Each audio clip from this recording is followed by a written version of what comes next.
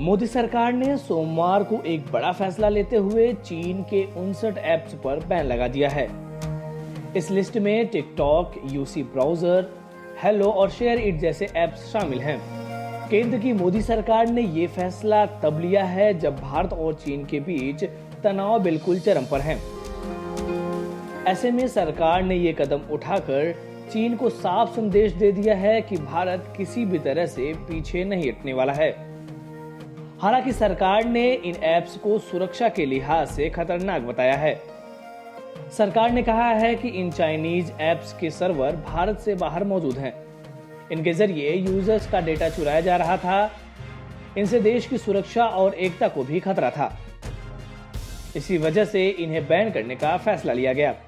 IT मंत्रालय ने सोमवार को जारी एक आधिकारिक बयान में कहा है कि उसे अलग अलग स्रोतों से कई शिकायतें मिली हैं, जिनमें एंड्रॉयड और iOS प्लेटफॉर्म पर उपलब्ध कुछ मोबाइल ऐप के दुरुपयोग के बारे में कई रिपोर्ट शामिल हैं।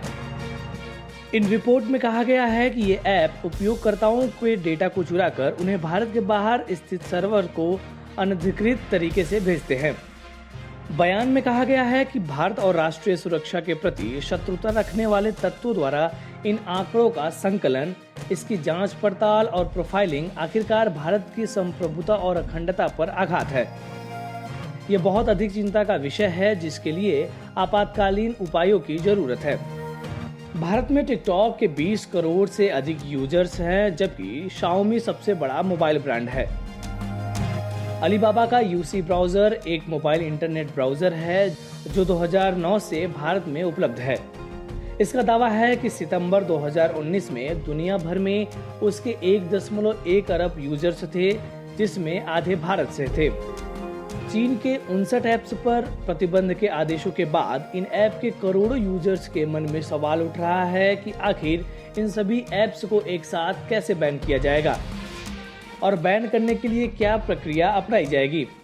आपको बता दें कि इन ऐप पर यूजर्स की पहुंच को रोकने के लिए इंटरनेट सर्विस प्रोवाइडर्स की गाइडलाइंस के बाद बैन का नोटिफिकेशन जारी हो सकता है। यूजर्स के पास जल्द ही एक मैसेज फ्लैश होगा, जिसमें इन ऐप के बारे में सूचित किया जाएगा कि सरकार के अनुरोध पर ऐप्स तक पहुंच प्रतिबंधित है।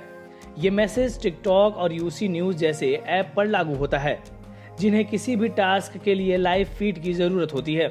इसका मतलब यह है कि यूजर्स उन ऐप्स का इस्तेमाल कर सकेंगे जिनके लिए एक्टिव इंटरनेट कनेक्शन की जरूरत नहीं होती है। इस प्रक्रिया के बाद कैम स्कैनर जैसे इन ऐप्स को अपडेट करने के लिए कोई भी डाउनलोड गूगल प्ले स्टोर और एप्पल के ऐप स्टोर पर नहीं मिलने की संभावना है। बता दें कि 15 जून को भारत और चीन के जवानों के बीच खूनी संघर्ष हो गया। चीन ने इसकी प्लानिंग पहले से कर रखी थी और पूरी तैयारी के साथ भारतीय जवानों पर हमला बोला था। इस खूनी संघर्ष में भारत के 20 जवान शहीद हो गए। इसके बाद से चीन को लेकर पूरे देश में गुस्सा था। देश के कई हिस्सों में चीन के खिलाफ विरोध प्रदर्शन हुए और लोगों ने खुद से ही चीन के प्रोडक्ट्स का बायकॉट करना शुरू कर दिया। इस वीडियो में फिलहाल इतना ही। आप अपने सवाल और सुझाव हमें कमेंट करके बताइए।